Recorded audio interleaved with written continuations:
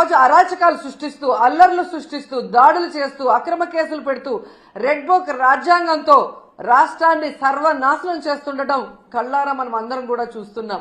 ఎంత దారుణం అంటే ఒక మహిళ హోంమంత్రిగా ఉండి కూడా మహిళలకి రక్షణ కల్పించలేని దౌర్భాగ్య స్థితిలో ఉంది అంటే సిగ్గుపడాలి. ఆ పదవికి రాజీనామా చేసి ఎవరైతే సక్రమంగా పనిచేయగలరో వాళ్ళని ఆ ప్లేస్ లో పెట్టించే విధంగా చూసుకోవాలి. కానీ జగన్ గారిని, భారతి మేడంని, మిగతా వైఎస్ఆర్సీపీ నాయకుల్ని తిట్టడానికే హోంమంత్రి పదవి ఇచ్చినట్టు ఆవిడ మాట్లాడుతున్న మాటలు చూస్తుంటే చాలా సిగ్గుచేటు. ఎందుకంటే మా నియోజకవర్గంలో కూడా ఒక చిన్న పాపని రేప్ చేసి చంపేసి పూర్తి చేస్తే దాన్ని మాయ చేయాలని ఎస్పీని అందరినీ ఇక్కడికి పంపించడం జరిగింది. గ్రామస్తులంతా తిరగబడితే ఆ రోజు మేమంతా కూడా వెళ్లిన సందర్భం మీరు చూశారు. అప్పుడు విధిలేక అక్కడికి వచ్చి డబ్బులు ఇచ్చేసి చేతులు దులుపుకొని వెళ్ళిందే తప్ప ఇక మీదట ఇలాంటివి జరగకుండా కఠినతరంగా మరి శిక్షలు అమలు చేస్తాం, తప్పు చేసిన వాడు ఎంతటి వాడైనా వదిలిపెట్టము అన్నట్టుగా ఆవిడ ముందుకు వెళ్లాల్సింది పోయి అప్పటి నుంచి ఇంకా ఎక్కువ అవుతూ పోతున్నాయి. ఈరోజు అనంతపురం విషయం చూస్తే ప్రతి ఒక్కరికి కూడా హృదయం ద్రవించిపోతుంది. ఒక ఇంటర్ చదువుతున్న తన్మయ్య అనే గిరిజన అమ్మాయి 6 రోజుల ముందర కనిపించకుండా పోయిందని వాళ్ళ తల్లిదండ్రులు కంప్లైంట్ ఇస్తే, కంప్లైంట్ ఇవ్వడానికి పోలీస్ స్టేషన్కి వచ్చిన వాళ్ళని ఎంత అవమానంగా వాళ్ళు బిహేవ్ చేశారు. ఆ కేసును ఎందుకు పట్టించుకోకుండా అలా పడేయటం వల్లే 6 రోజుల తర్వాత ఆ అమ్మాయి శవమై దొరికింది. అలాగే మీరు చూస్తే పరిటాల సునీత గారి ఒక మహిళ, ఆవిడ నియోజకవర్గంలో ఒక మైనర్ బాలికని 14 మంది తెలుగుదేశం పార్టీ వాళ్ళు కంటిన్యూస్ గా రేప్ చేసుకుంటూ ఉంటే సాక్షి టీవీ, సాక్షి ఛానల్ దాన్ని బయట పెట్టింది. వాళ్ళని అరెస్ట్ చేయకుండా ఈరోజు ఆ కుటుంబం మొత్తం ఆ ఊరు వదిలేసి వెళ్లే పరిస్థితి ఏర్పడింది. ఆడపిల్ల ప్రాణాలు తీయటం, మానాలు తీయటం వీళ్ళకి సహజమైపోయింది. దానికి హోంమంత్రి గారు అండగా నిలబడటం అనేది సిగ్గుచేటు. ఇవన్నీ జరుగుతుంటే ఎక్కడ తమ తప్పులు బయటపడతాయో అని ఈరోజు వాళ్ళు చేస్తున్న డైవర్షన్ పాలిటిక్స్ మనం ఒకసారి గమనించాలి. ఎందుకంటే ఇదే పవన్ కళ్యాణ్ గారు అధికారంలో రావటానికి ముందు మహిళలకి నేను అండగా ఉంటాను, మహిళలకి ఇబ్బందికరమైన ఏవి చేసినా ప్రభుత్వాన్ని నిలదీస్తాను, తప్పు చేసిన వారిని శిక్షిస్తానని మాట్లాడిన పవన్ కళ్యాణ్ గారు ఈ రాష్ట్రంలో ఎక్కడ మహిళలకు అన్యాయం జరిగినా ఈ రోజుటి వరకు నోరు తెరవలేదు. తప్పు చేసిన వాడిని శిక్షించమని ప్రభుత్వం మీద ఒత్తిడి తీసుకురాలేదు. అది అనంతపురైనా, పిఠాపురమైనా, తిరుపతి అయినా, అమరావతి అయినా ఎక్కడ ఏ మహిళకు అన్యాయం జరిగినా ఆయన పట్టించుకోకపోవడం రాష్ట్రంలో ఉన్న మహిళలందరూ కూడా గమనించాలని ఈ సందర్భంగా తెలియజేసుకుంటున్నాను.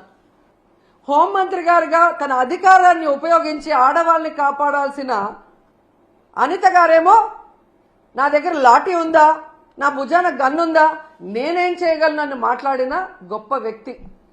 అలాంటప్పుడు మీకు చేత కాకపోతే మీరు ఫెయిల్యూర్ హోంమంత్రి అని తెలిసినప్పుడు ఎందుకు పక్కకి తప్పుకోవటం లేదు?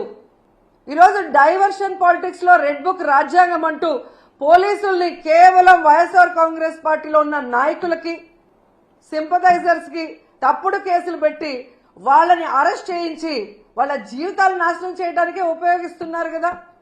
నిన్నైతే మరీ ఘోరమైన విషయం. అసలు ఇది రెడ్ బుక్ రాజ్యాంగానికి పరాకాష్ట. కొమ్మినేని శ్రీనివాసరావు గారు అంటే చేతులెత్తి నమస్కరిస్తారు. అంత గొప్ప జర్నలిస్ట్.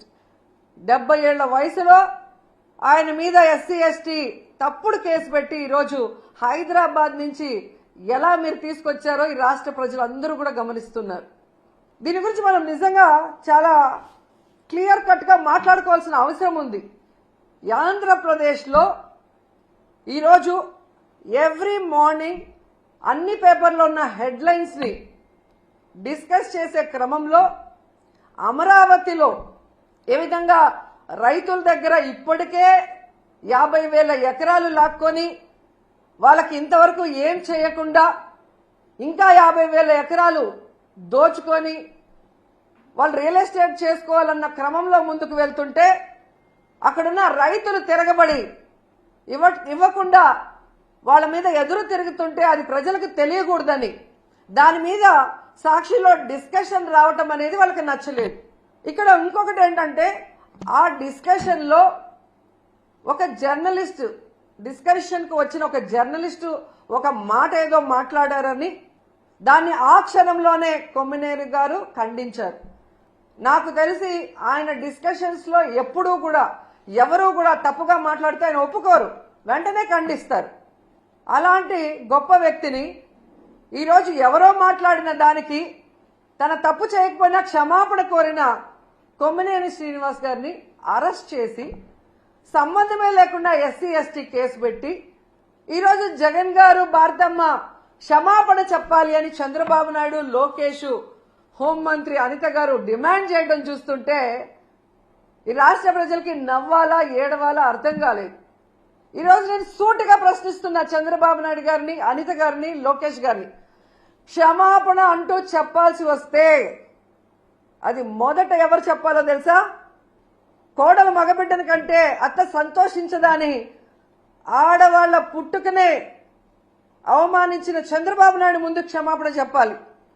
ఆడపిల్ల కనిపిస్తే ముద్దు పెట్టాలి లేదా కడుపైనా చేయాలి అన్న బాలకృష్ణ గారు క్షమాపణ చెప్పాలి.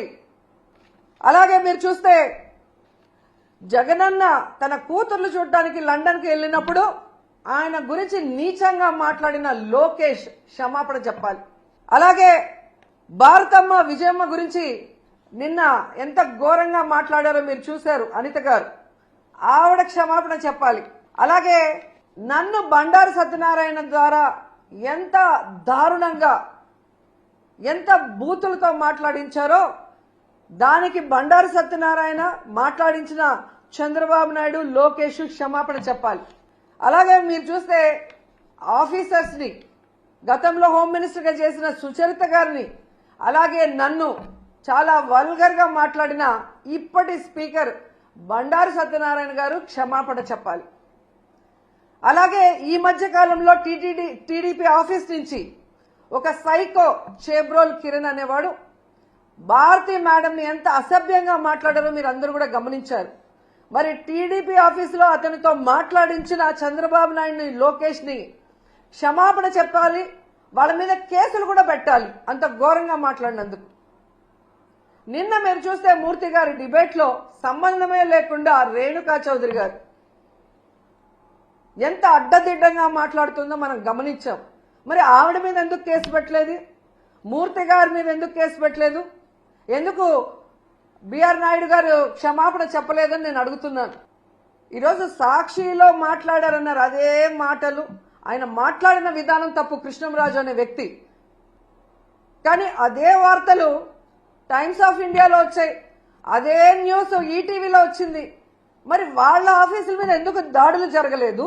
వాళ్ళ మీద ఎందుకు కేసులు పెట్టలేదు?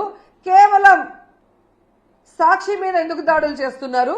అలాగే ఎందుకు సాక్షిలో మాత్రమే ఈరోజు కొమ్మినేని గారి మీద తప్పుడు కేసు పెట్టి అరెస్ట్ చేశారని నేను అడుగుతున్నాను. ఎందుకంటే కొమ్మినేని గారి మీద ఎప్పటి నుంచో లోకేష్ కి, చంద్రబాబు నాయుడుకి కక్ష.